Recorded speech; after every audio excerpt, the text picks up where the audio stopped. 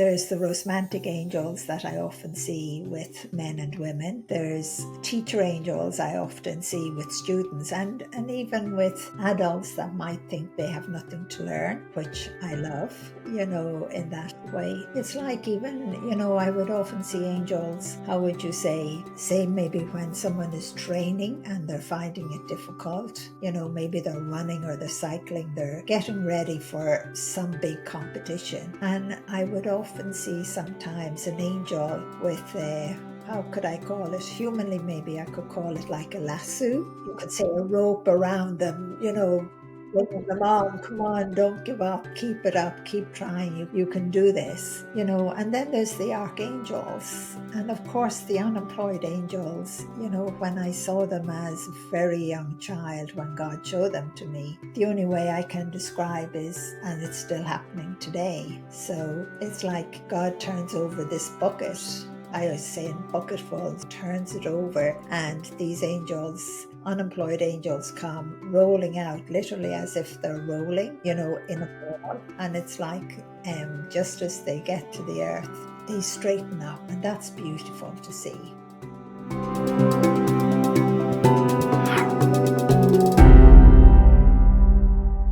Welcome to the podcast. Today we are featuring Lorna Byrne, a spiritual teacher, best-selling author of multiple books, and a philanthropist. With a unique ability to see and hear God and the angels, Lorna shares profound insights into our spiritual potential. So without any further ado, let's welcome Lorna to the podcast. Thank you so much, Lorna, for joining us today. Well, thank you very much for inviting me, Tina, and I'm just looking forward to being in conversation with you and answering whatever questions you would love me to answer. And I know you're surrounded by the angels, and there's plenty of angels here too. That's so sweet. So, Lorna, my first question is, when did you start seeing angels? I always say from the moment I opened my eyes as an infant, I cannot recall never seeing angels. And you have to remember when I was an infant, I didn't know they were angels. To me, they were just part of my family, part of the family. I didn't know any difference. And I was a late talker. So I was about maybe 2.5 when I started to talk, call my mom and things like that. But I was already in conversation with the angels as well. I often say it's a two-way system or a three-way or a five-way. I hear them as clearly as I would hear your voice. And for me, it's just normal and natural. And I suppose one time when I was quite young, I was playing with I call him my little brother, but he was actually older than me. And it was one day that, we were sitting in front of the fire and playing with little wooden blocks my dad had made, piling them one on top of the other. And it was when our hands touched. It was like as if my hand went into his or his hand went into mine, and it just sparks everywhere.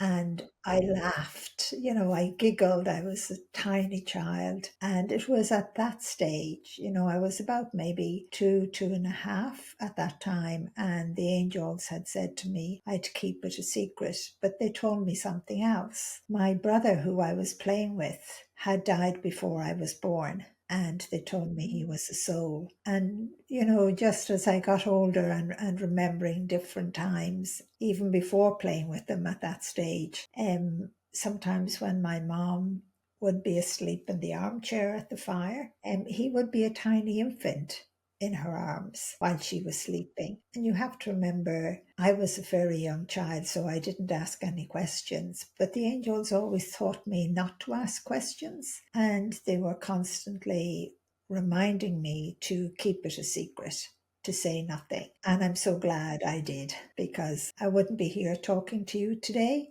because I'm severely dyslexic in every way, not just in reading and writing, but in every way. And way back then in the 50s, they considered you retarded if you weren't able to do those things. So I was branded as retarded and, put in the back of the class. But I have to say, God sent me lovely teachers, and that was the angels. They have taught me everything I know. And that's why I'm talking to you.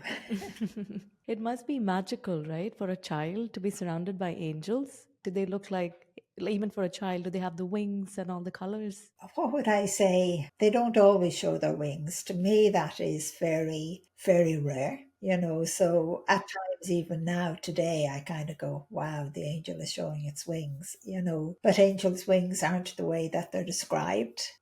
Sometimes they are of feathers, but they're not shaped like birds' wings at all. But I know in all drawings and paintings we do them because humanly that's the only way man knows how. But sometimes they're like what sometimes I call like a silk or a satin, and they're moving ever so gently. And of course, the colors are beautiful. But you've got to remember one thing, this is normal for me. So I don't go, wow, or, because it's normal. Like when you with your family and you see your family, do you go, wow, or when you're out in town? You don't, and because it's normal. So for me, it's normal. I know nothing else. Like I have a daughter who's 5 years old. For her, angels are magical, angels, unicorns. So when you were a child, then what were the things that you found magical since your world already looks magical? I suppose I never even knew the word magical. So stories were never read to me or anything like that. And that's the first time someone has ever put a question in the way you have put it. So the angels wouldn't have even said to me, or shown me, a storybook or, that I might be passing a shop and, it had a picture of a unicorn. So that never happened. And it's only as an adult I would think about, well, it is kind of magical, but it's normal. Do you think it's Mhm. magical? Again, I'd have to go back. Do you think it's magical when you see your daughter It's normal, yeah. in that way? And it's beautiful that she's aware of her guardian angel, and of the angels. And hopefully she will keep that. So she will, as she grows, here's the guidance of her guardian angel in whatever way that is for her. And they guide us in so many different ways. Adults are always looking for signs, proof. Where I don't look for proof, I suppose I have it 24/7. But a lot of the time, I suppose adults have to remember is, a very young child sees angels and it's normal or natural for them. They don't look for proof. They don't need it. It's just that as they start to grow and go to school, it's like it's taken away from them because humanly they're taught that if something is not solid, it's not real. And if there's no proof, it's not real, but there's so many things in the world that, you might say are impossible, but they have become possible. I suppose long ago they thought for, to fly across the sky in a plane in a tin box. That was impossible, no way. But it happens today. And I think just people are becoming just more aware of their guardian angel, more aware of God, your soul, that spark of light of your soul. And, your guardian angel is the gatekeeper of your soul. So never leaves you for 1 second, no matter what you're doing. And I love that because, your guardian angel never looks down on you, never criticizes you, never in a sense humanly we might say, oh, my guardian angel must be disappointed in me, but your guardian angel is never disappointed in you. It loves you unconditionally. And to me that is something, incredible for us to realize, that even if we feel other human beings don't love us or care for us or understand us, your guardian angel is right there and it never leaves you for 1 second. And it's the gatekeeper of your soul, but it loves you unconditionally. It's a gift from God. So why would you throw away a gift from God? How many different kinds of angels are there? And when you ask that question, how many different types, I'd have to say I don't know because there's so many angels. I'd have to be very truthful and honest with you. There's the romantic angels that I often see with men and women. There's teacher angels I often see with students and even with adults that might think they have nothing to learn, which I love, in that way. It's like even, I would often see angels, how would you say maybe when someone is training and they're finding it difficult, maybe they're running or they're cycling, they're getting ready for some big competition. And I would often see sometimes an angel with how could I call it? Humanly, maybe I could call it like a lasso. You Okay. could say a rope around them, bringing them on. Come on, don't give up. Keep it up. Keep trying. You can do this. And then there's the archangels. And of course, the unemployed angels, when I saw them as a very young child, when God showed them to me, the only way I can describe is, and it's still happening today. So it's like God turns over this bucket. I always say in bucketfuls, turns it over, and these angels, unemployed angels, come rolling out, literally as if they're rolling, in a ball. And it's like, just as they get to the earth, they straighten up, and that's beautiful to see. They straighten up. And as a child, I called them the unemployed angels because my dad was unemployed. We were extremely poor, we even became homeless at different stages, lived with my aunt, all that kind of thing. And I just named them the unemployed angels, and it has stuck to them because when I said yes to God and started to do what I'm doing, how would I say, the unemployed angels have been sent all over the world, and not just to people who believe in angels, but everyone. I always say you shouldn't say to yourself, that person doesn't deserve an unemployed angel, or that person is not from your tradition or your religion. You send unemployed angels everywhere and to everyone. That's one thing I love about God and the angels. They don't put, what word would you call it? You don't discriminate. God doesn't do that. God loves us all, and it doesn't matter. I love this unemployed angels term that when I first heard it on the Alex Ferrari's podcast too. It's like you said, you could send unemployed angels to someone in need. And that just felt like, usually you would think that there's only a finite number of people who can come support you. But when you know that there's so many angels and you can send them across to whoever you want, while listening to it, I thought of someone who probably would need some help. And I just prayed to the unemployed angels and I told them, can you please go and help this person out? And the moment I said that, I looked out and I was in Jumeirah. I was driving and I saw this boutique there. It was named Angel Secret. Oh, wow.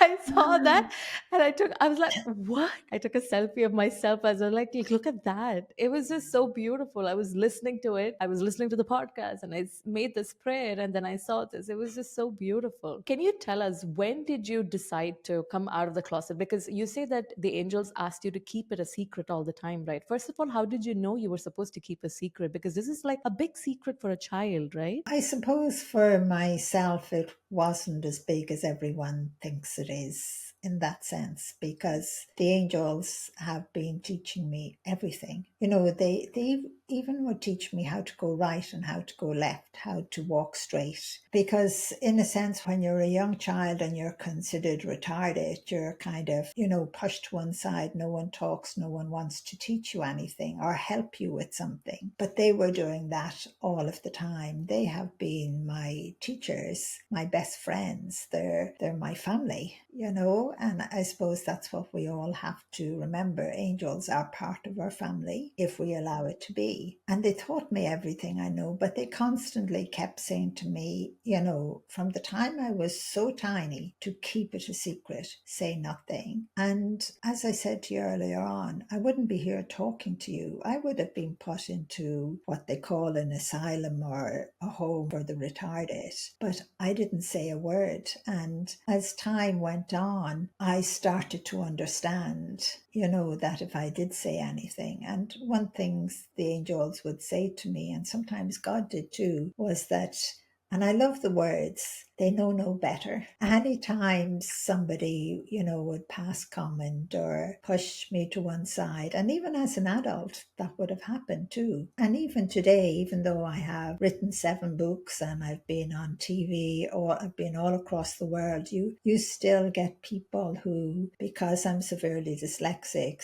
that will still say, oh, she's retarded. She doesn't know what she's talking about. But again, the angels would always remind me they know no better. better. And I love them anyway. It's always important to love, not to judge or criticize or not to run down in any way. And it was the time when I was actually married. Like my children would have written their school notes and I would struggle to sign them. They would help me, and they never said anything either, and the amazing thing is that the teachers never questioned either. So there is a miracle, there's God at hand, there's the angels at hand, because they must have recognized the child's handwriting. Like, how could you not?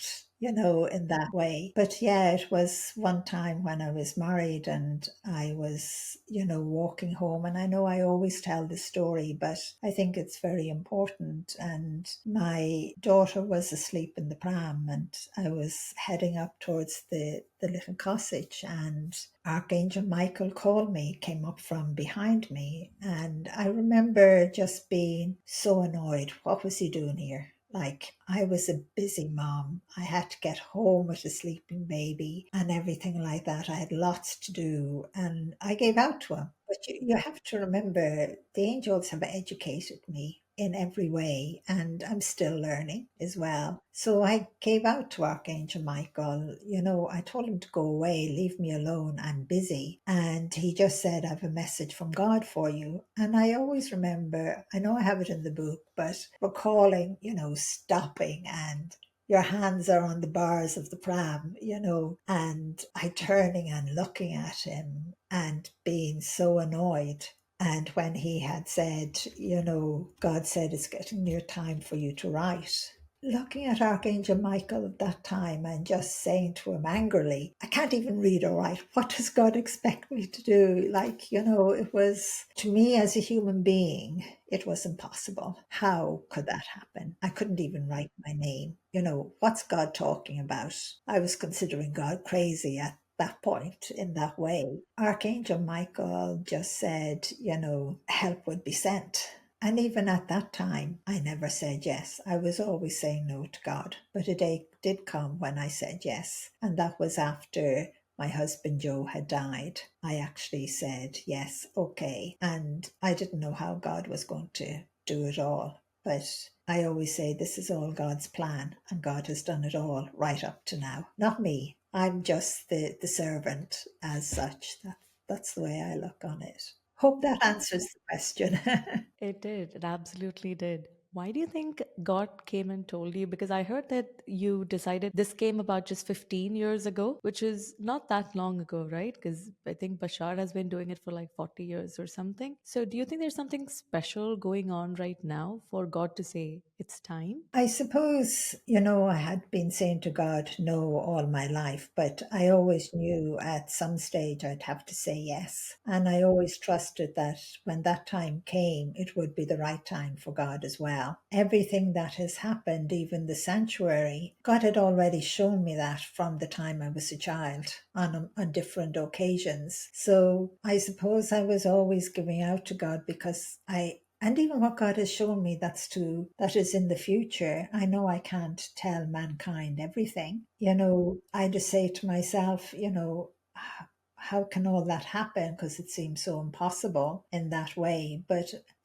everything is possible. And I guess it's, the world has to respond. We're all the time, God, some of God's words that He has said to me and proven to me over and over again. And that is, many are called, few are chosen, and very few of those few that are chosen say yes. And God has proven those words to me at different stages in my life, even when we were extremely poor and had no food on the table. Sometimes when someone could have bought us a loaf of bread, never did, And even as all the years passed, and again, a couple from America said yes, and they bought the sanctuary and they gave it, and it's for the world. And I know we still need many others to give and expect nothing in return, because their words again, God has always taught me, give with a pure heart and expect nothing in return. And I suppose that's the way God and the angels have brought me up. I will give with a pure heart and expect nothing in return, not even a thank you. nothing whatsoever. And some people in the world have responded, but we need plenty more to respond, because we do so much at the sanctuary. We do extreme cases. I know we do workshops, but I love one thing that God has said, that I'm allowed to say now. And I'm not quite sure whether it's one person or whether it is umpteen people that come together that have so much that they give. And that means, which is incredible, we can reach everyone and everyone can come for free. You know what I mean? Because, even when you're doing a workshop and God tells me everything of those at the workshop, of course, I don't tell them I know everything, because you don't do that. But when God points out to me, there's 4 people here that need more help than the rest of them, and tells me what it is, but I still don't go up to them and tell them I know what it is, what's wrong. It's like God works that love and that peace, and everyone does say the place is like just love. And it's like everyone opens their soul because they know they're safe. And then it means you can help those that need a little bit more help than maybe someone else in a different way. Just miracles happen all the time, and different for everyone. I don't know how to explain it. Just people do say, like, they don't want to leave when they come. They don't want to have to go back to the world because they feel so much peace and love. But I tell them, you have to bring that peace and love with you too. And sometimes when someone comes back a second or third time, they tell me it's very hard to give that peace and love to the world, and not to judge others, but we have to love each other. It doesn't matter who you are or what you've done. I would often say to everyone, if I was to bring every human being to the top of the highest mountain and one person got left behind or rolled back down a bit or whatever, and that person was considered to be the worst person in the world. I love them, by the way. I have to go back down for them. Love overcomes everything. Lorna, do you think you were an angel and this is like your first incarnation on the planet? That I'm an angel, I will deny that completely. No. No. I No. heard someone else say that this is the time when something is going to happen. The energies are changing on the planet. So they send a lot of angels, and the angels are really high energy. So they won't be able to. So when they incarnate in the human body, they would damage the vessel or something would happen, and then they would be dyslexic. So, I feel like maybe you were an angel. Or actually, what is an angel? Can they take human form? An angel, how can I say, when I was asked that question first, I was kind of embarrassed a bit, because not for myself or whoever was asking the question, but for the angels themselves. And I said, do I tell them? And they said, yes. Angels are creatures created by God well before anything else was. They're creatures. You and I, every human being out there, is more by billions and billions and billions of times than any angel ever could be. Why do you think they love being in and around you? Why do you think your guardian angel never leaves you for 1 second? How could we be more than them? But we don't know anything like they do. You're a human being, but you're a spiritual being. There's 2 of you in that sense too. And I don't know when God fell in love with us, whether we were, a tiny speck or whatever, why he fell in love with us, what he saw or what he hoped for. But God gave it a tiny little speck, so tiny, of himself. And that's what our soul is, that tiny speck of light. That's so tiny, but yet fills every part of you and is out there. Why do you think angels love to be around us? Think about it. Because of the tiny speck in us. Yes, because of that tiny little speck of light that is God. It's in each and every one of us. And that's why what would you say, I just can't wait for that intertwining of the human being and the soul. It's like a plait. God has shown me like a plait, that intertwining. And I do believe it's already started to happen. And yes, there is a lot of changes in the world, but in every way. But humanly, we have the choice. We have that free will. It's like every day, every choice you make, think about it before you make it first. It's like not giving a little plant a drop of water and letting it die, or being nasty and narky to someone, or being, greedy in any way. We've got to show more love and more kindness. It's like, sometimes we step on an insect to kill it, but we have forgotten how much nature is helping us. Like everything that's around you and everything that's around me and everything we wear. Where do you think it comes from? Nature. It comes from nature, and God has given us nature. He's given us this beautiful gift of this incredible planet. And sometimes we mistreat something when we get it for nothing. We were given it for free, and we were given that spark of light of God for free as well, and our guardian angel and any other angels. My cousin sister had sent me this paragraph. I don't know if it's true or not, but there's the Gospel of the Essenes. And in the Gospel of the Essenes, they were saying that Jesus, the prayer that Jesus said, there is the Our Father who art in heaven. And there was also an Our Mother, the earthly mother, where we are praying to our mother, our earth. And if we had prayed to both, if we had done the Our Father where we pray to God, and if we had treated our Mother Earth as well, the way we treated our God, we would have all taken such better care of the planet and not destroyed it or taken it for granted the way we do right now. We're paying for that now. And the thing is, the innocent are paying for it more. Those that have less are paying for it more, and that shouldn't be the case at all. There's no need for hunger or thirst, or someone to be cold. God has shown me that we will and we can do it. He's shown me the world in the future where it becomes like a little glimpse of heaven. So I know we can do it, but we have to make that choice. It's like it can be the simplest of choices. It can be maybe you're walking down the street and you're passing someone that's very poor, or you think maybe you look at them at first glance and you think, oh, they have plenty, but yet you're being told to hand them something and keep walking. So you're not judging. Sometimes appearances, one thing I'm always being reminded, never, what way can I put it in English? Never judge the book by the cover in that way.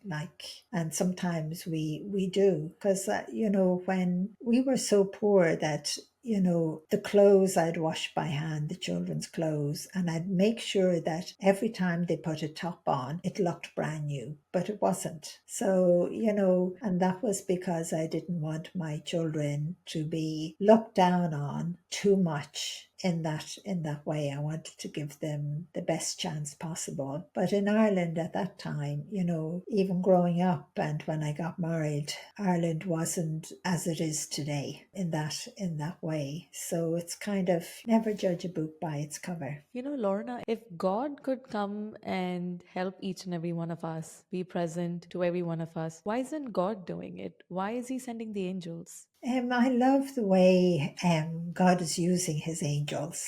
That's the way I'll put it. God is using his angels. It's not about the angels. It's about God, and it's about your soul. It's about you. So I always have to smile when that question is asked.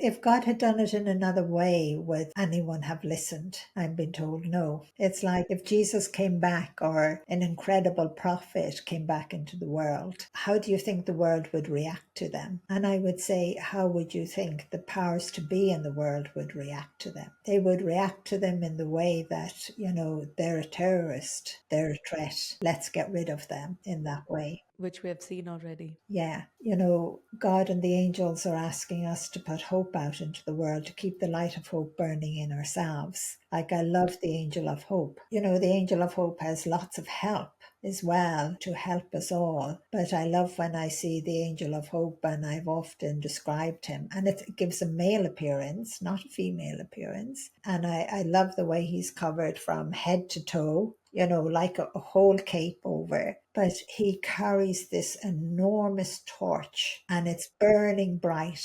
And the nearest description I can give, but it's really billions of times more, would be like the Olympic torch, the flame. But this torch this angel carries and holds is just so bright. And the angel is enormous because sometimes I would see him up in the clouds, but the rest of him coming down to earth, above the buildings in that way. But then I've seen the angel of hope come in proportion to a human being. And I have often seen him beckoning. And it's just the way he turns with the torch. And he would be walking ahead of you, but he would turn in a way with this enormous torch beckoning. And I have seen him do that, beckoning someone not to give up, to see the light of hope. And I love the way other angels and even the unemployed angels at times hold a light of hope in front of a person to help them to believe in themselves or not to be so anxious,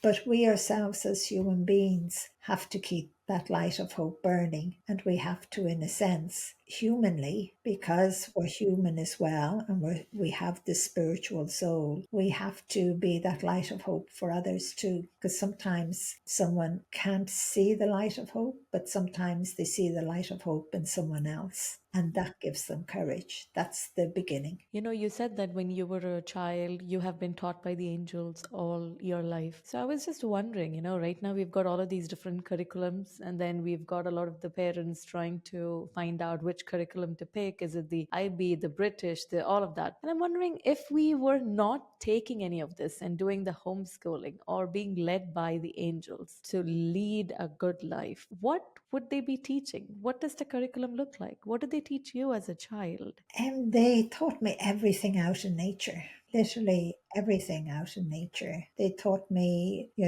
how precious life was. They taught me how, in a sense, as I take a step on the grass, what life is under my foot. They taught me how to see and not look, and I see so much. It's hard to explain now but it's like, I see the energy coming from the plants or the flowers or even a bird flying across the sky. Sometimes I might just kind of turn my head and look and I'd see this stream of light, coming from the bird as it flies forward. And to me, they're normal. That's normal. Like they've literally taught me everything I know and I'm still learning. So if a teacher comes to you and tells you they know everything, that's untrue. You must be as well truthful. You shouldn't be afraid to say, I don't have the answer. I don't know. This is the only little bit I understand of it. Because one of the things God and the angels have taught me, one big word, and I'm saying it in my head so I can say it, that everything is beyond our comprehension. Everything. And have been told that when you ask a question, there's still a million answers to that question, and then another million questions to that question, on and on. So it's like as if we were learning how, this glass has water in it, but there's so much more than what can even be seen or understood of that water and even of the glass and what the glass is made of and what life force has put it all together. So I could go on, and it's lovely when you have people that, like, I'm just so amazed, the people that come from all walks of life over for workshops, and most of them come for the 5-day workshops. And you can have lecturers and teachers of all kinds, psychiatrists, doctors, judges, a housewife, a mom, a dad, a shopkeeper. So far haven't got a street sweeper, but maybe one day they can come and not have to worry. But people from all kinds, all walks of life, people that, nurses, doctors, office workers, like yourself even, and they're coming to learn. To me, I always thought anyone that went to university or college and everything must be full of great knowledge and wisdom because of so much. and yet they're coming and asking me questions and learning. And the last time I asked them, well, what are you going to do with this? And they said, well, I'm bringing it back to my university. I'm bringing it back to the school. I'm bringing it back into the workplace. And many a time I would say, but did you not know that? And they'd look at me, no, we didn't know that. You didn't know that. you Nope. know so so we have so much to learn in knowledge and wisdom, and to understand each other and to be able to touch each other. I always say, if you can't communicate with another human being, how can you communicate with God or your soul or your guardian angel? And depending on what culture you're from, your guardian angel could be called a different name. But everybody has one, right? Oh, everyone. I have traveled to so many places across the world, and I have never seen one human being without a guardian angel. So it doesn't matter what you believe in or whether you're good or bad, you have a guardian angel. Even the serial killers, yeah? Yes, everyone. And remember, they have a soul too. It's the human part of us that does the wrong. We do it out of fear or, self defense or whatever. Have you ever come to Dubai or the Middle East? No, I have never been invited to Dubai at all. Why do you think people over here are not that spiritual?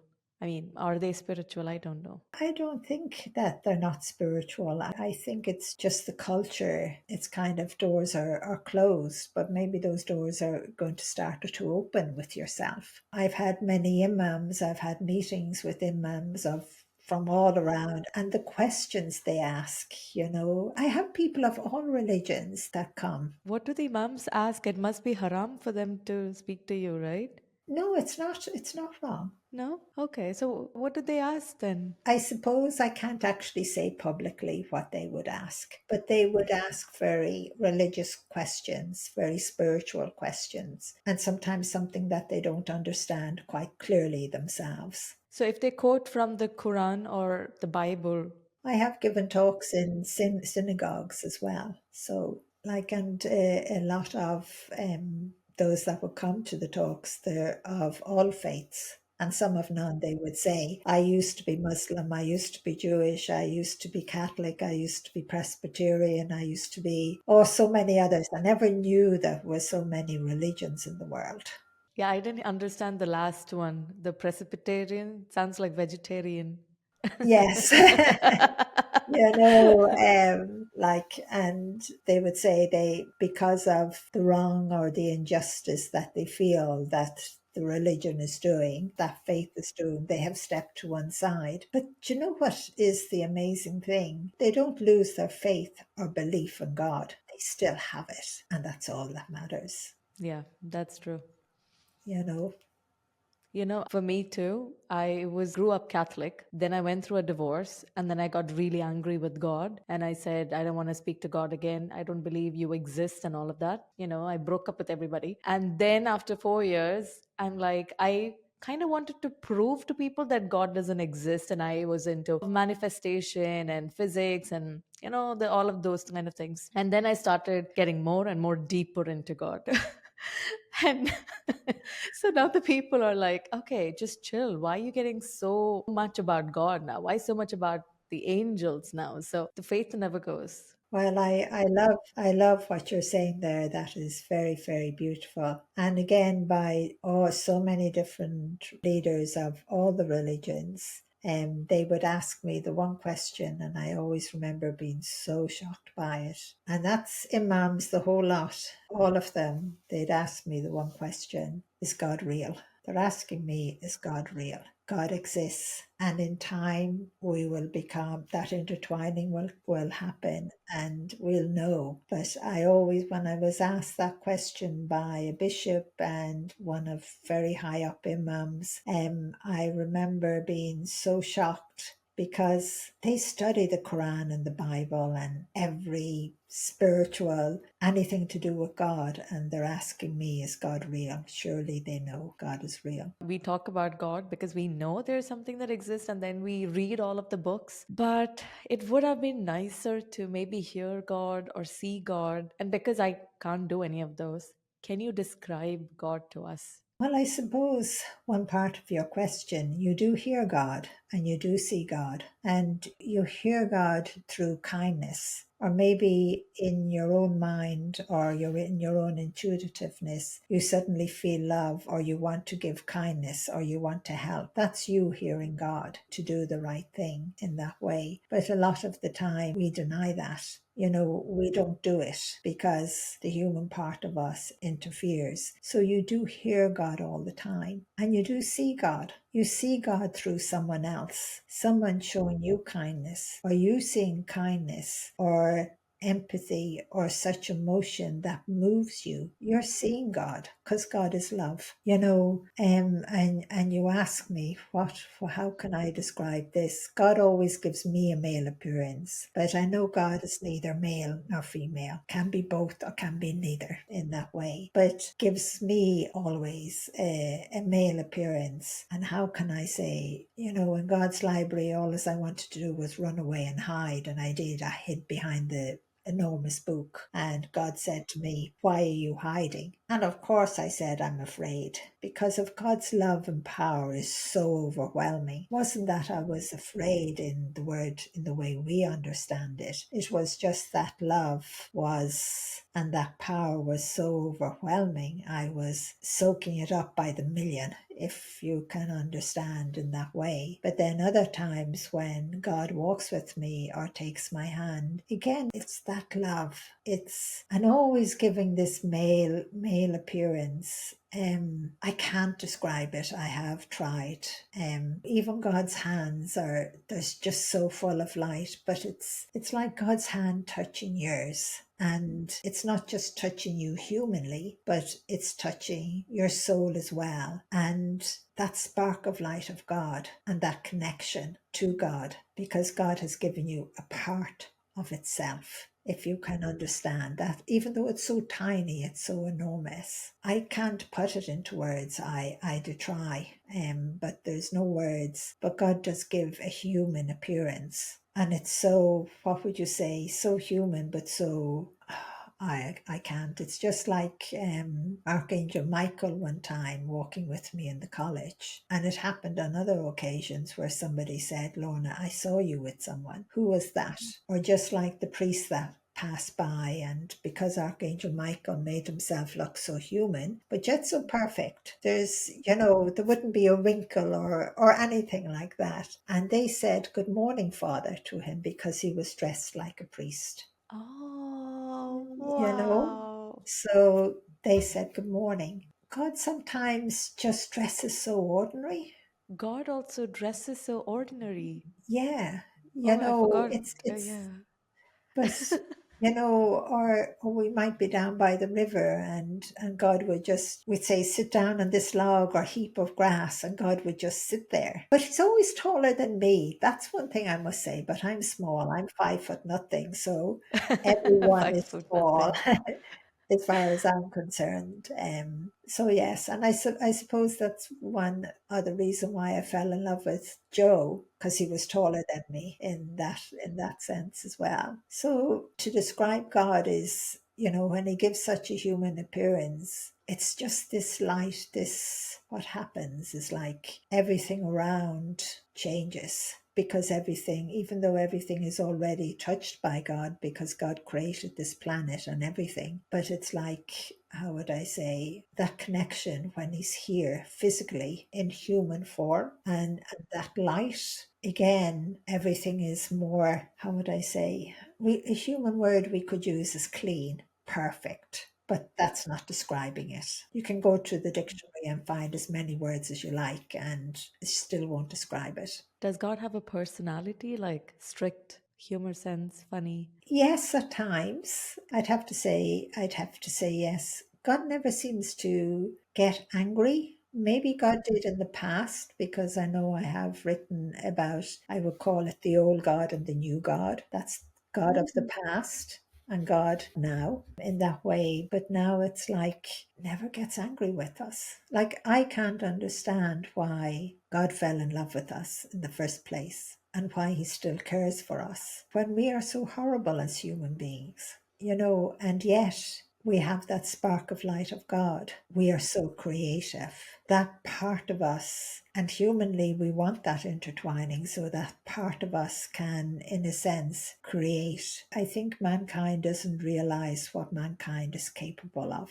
You know, the part where you said God was angry before, I'm wondering if in the Old Testament God is a little bit angry, and then in the New Testament he he is different in the New Testament. I'm afraid mankind wants to go by the Old Testament as much as possible. We're finding it hard humanly to make the change because humanly, I suppose, man loves to have power and control over others, but please God, we'll wake up like those of different religions will realize that we don't have to be that way. Because again, God has shown me, I don't know what book it's in because he only allows me to give little bits at a time, has shown me where all religions come under the one umbrella. I know today people are frightened and afraid of the way someone else prays, but you can pray standing on your head if you like, because prayer is prayer and prayer is extremely powerful. I always say it can move mountains, so I always ask people to pray. Pray for yourself, yes. Pray for your loved ones, but don't forget to pray for the stranger, the person you don't know, to pray for them as well, because maybe they can't pray for themselves, or maybe they are so suppressed, they need help. And your prayer can save someone's life. It can, in a sense, just say a leader of a country or someone that's in power, suddenly they change their mind or they show a little bit more kindness. That's the power of prayer. If God already knows what we are dealing with, or like maybe someone else going through a problem, God would probably know that person is going through a problem more than me, right? If I don't pray, I mean, why should I pray if God already knows everybody and he can help? Wouldn't he help if I didn't pray? Whether you pray or not, God will still help you. But then you have to, pick up the glass of water. You have to accept the help or the kindness that's coming from someone. And again, that can be that it's not coming from one individual. It could be, how would you say, coming from an organization. It happens in so many different ways. And there's people all over the world praying for the stranger. So they have been praying for you as well. When we pray for the stranger, we're praying for everyone else in the world that may not be able to pray for themselves for some reason. Maybe they don't believe in God. Maybe they're mad angry. Maybe they're in such a place they can't even pray. No, that is true, because sometimes people could probably be so deep into their problems. And, because I have been in that place where when it's crazy, right? When I really, really needed God, I didn't pray. When I really needed God, I would pray for like silly things, some stuff that I could have done anyways. But when I really needed God, I had too much ego. I didn't want to ask God for help. I was like, I will do it myself. I don't need your help. Just look at where you are now. Just look at what you're doing. Sometimes somebody would say to me, I was praying and praying for a situation to be sorted in the way they wanted it sorted. And it never happened in the way they wanted. But 10 years later or 20 years later, they look back and they're saying, thanks be to God, it wasn't sorted the way they wanted it. I think that's what we have to remember. Sometimes we don't recognize the help we have been given or what we actually really needed, because humanly we're looking for that glass of water and we don't want anything else. We're so focused on that. But if God gave us the glass of water, it wouldn't sort anything. Nothing would happen. So you didn't get it, and you might have been crying and you might have been saying, if I had only got it, it would have sorted everything. And then as time passed, you probably didn't even notice the situation was changing for the better and you were coming out of it.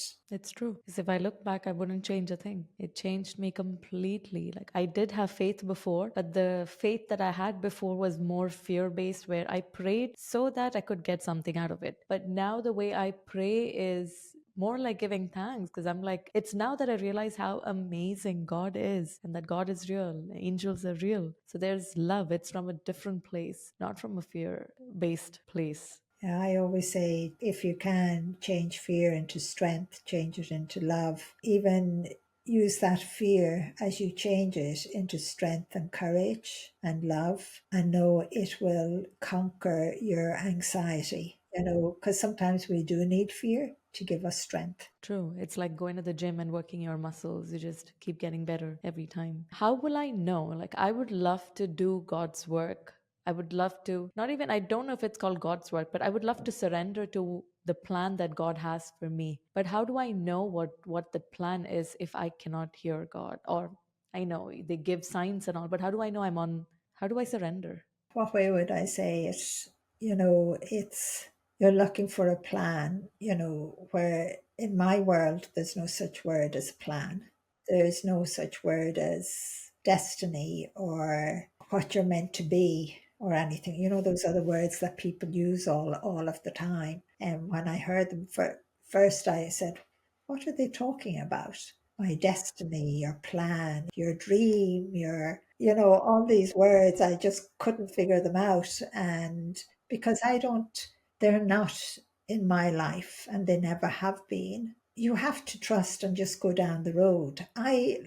You are where you are now because at some stage you listened at points. You went, probably not as perfect as you would have liked, but you went and you managed to get there. And you're there now. And again, it's to realize all the differences you can make, not for yourself, but for others, for the future of the world. It's like I just take stepping stones, or sometimes I would say a path, because people don't understand stepping stones either. And sometimes somebody would say, well, their dream is, and this is what they're dreaming of, and this is what they're doing, and it's right in front of them. And they might say, why is God making it so difficult? You have to work at things. I'm still learning. So I'm still in school. So I'm still working at it. If I'm heading in one direction and God shows me something ahead of me, I don't really take much notice of it, to be honest. I see it, okay, that's fine.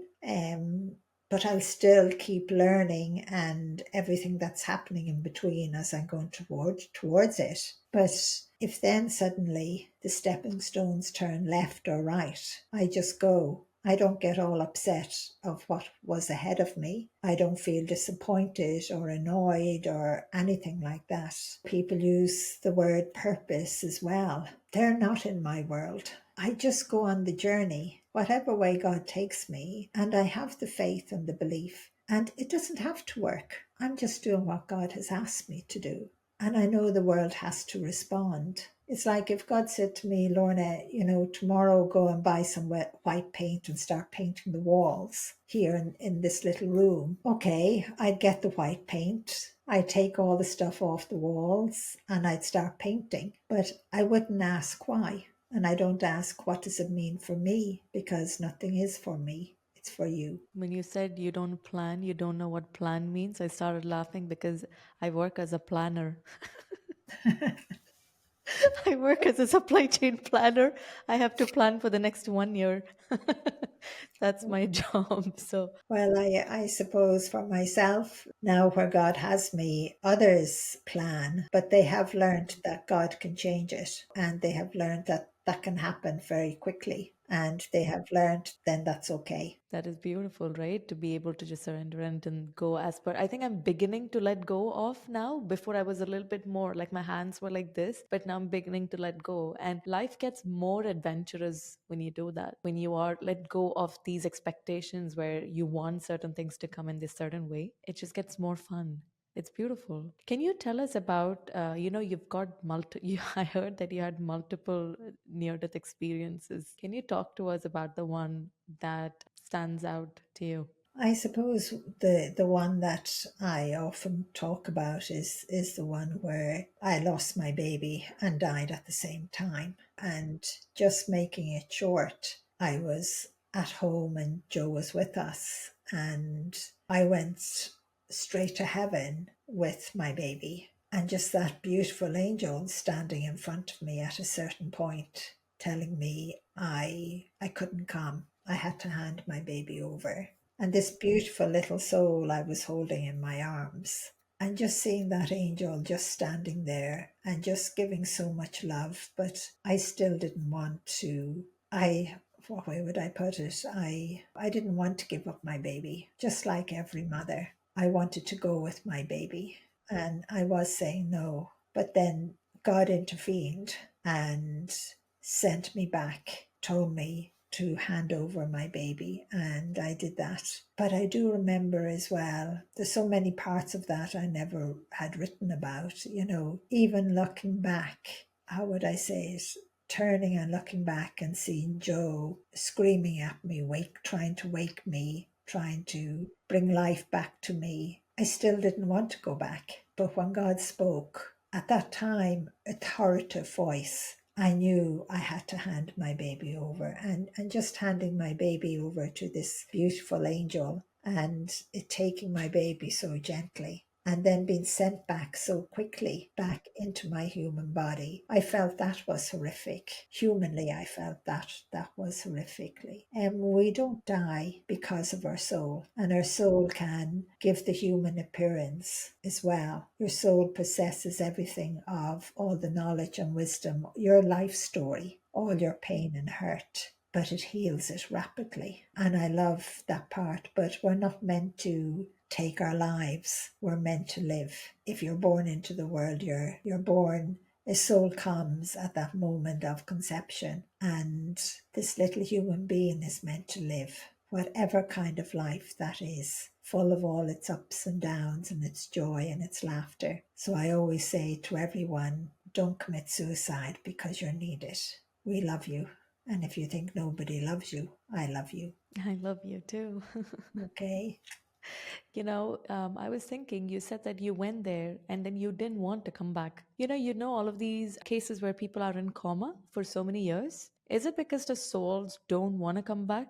So is it okay to pull the plug and let the soul go? Most of the time, if they never come back, a lot of the time it's where the soul has already left the body, and humanly, the body for the family is just being kept alive, but the soul is already probably standing there with the guardian angel, probably helping the family to make the choice to let the human part of them go. That's the part we find hard. It's the human part. It's the human body, because we know as soon as we let them go, we can't hug them anymore. In that way, we won't feel their flesh in that way, or the smell of their hair, or the touch of their hair. And I always feel that is very sad, because sometimes I have been somewhere and the soul is standing beside the bed, or maybe there has been a crash with the guardian angel, but the family are there and the soul is staying to help to give them comfort. I have seen where many a time the human body is being kept when the soul is already not there in the human body anymore. You mentioned that your husband Joe, he had passed away, and that when you asked God why did that happen, God said that maybe Joe wouldn't have been supportive of the work that you do. How do we know, or how do we surround ourselves by the? I mean, does that mean that God didn't pick our partners, or like how do we know we have the people picked by God in our life? I suppose with Joe it was because he was already ill for so long from the time we got married. Like he had appendix, nothing was ever normal in that sense.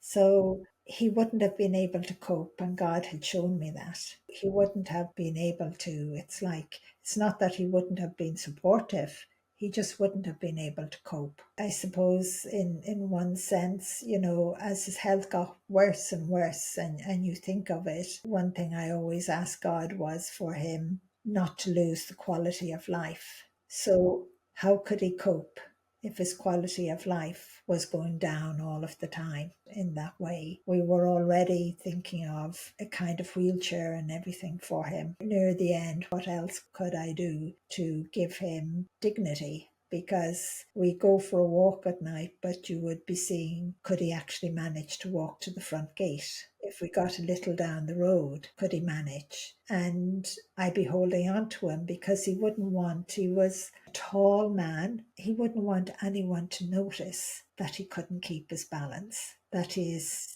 and I think it's so important for anyone who is ill in any way, their dignity is important as a human being, and we should never take that away. So I know that's why God took him. because he wouldn't have been able to cope. And even after Joe had died, it took me a long time to say yes, because I was a widow trying to cope and everything like that. No matter what help I had from God and the angels, humanly it was still hard. We forget the human part of us is the part that struggles. Why do you think the near death experience with the baby happened? Like, how did the baby, what was the purpose of the baby coming into your life? I never asked that question. Maybe I will one day. I suppose it would have been lovely to have had another child then, but it wasn't to be. It only came for a little while. And you have to remember when a soul comes and a mom is pregnant, it chose you to be its mom. It came for just that short time to pour all that love on you. Why do you think moms get so emotional when they lose a child, when they miscarry or anything like that? Because they already felt that love, that connection. And even when, like I've met many mothers who would say they had an abortion, but they would tell everybody, oh, they were fine with the abortion and everything like that. And then they tell me it was tearing them apart. But they could see no way at that time of taking care of that child. I suppose the world is hard on moms because moms don't have the support that they need to have, and neither do children. In one sense, we are the weakest link, the women and the children. Yeah, that's true. I've also heard that if you miscarry, the soul that was supposed to come in that vessel will come as the next child. I'd have to say no. Oh, no. That was a good ending to the story, though. I'd have to say no. I've never seen that happen. So I don't know if it does, but I've never seen it happen. Like even my own mom, she lost two or three babies. And I always remember one time, how would I say, when she was losing and she was at home and she was in bed, that little soul never came back. And even though I had another brother after that, you have to remember that little soul, that's maybe all God wanted it to do, because that soul was the spark of light of God, was just to be conceived, for a mother to carry it for whatever short time or long time. That's all. It's like my little brother died at 10 weeks, remember? He came for that short time. He didn't need to come for any longer. True. Even if babies come for a short time, even if it's for a miscarriage where you don't even see them, they make such a huge impact on the mom. Probably gives them a lot more strength to the mom, too. Can you tell us about your books and which one is your favorite and how did you write them? Well, because I'm dyslexic and it's a real long story, so I'm going to have to cut it really short. The first book is called Angels in My Hair. So when I did say yes, after Joe died, someone that we had just met came to the house with a laptop and a printer. And again, they listened to God, and that was a Dell laptop at that time. They were really expensive. And then someone else, I had said I was going to write, and they knew I couldn't read or write. So they set it, I have it right here, the old one. They set it up that I only had to press two buttons and just talk in. But at another time, someone else gave me a tape and I talked into it.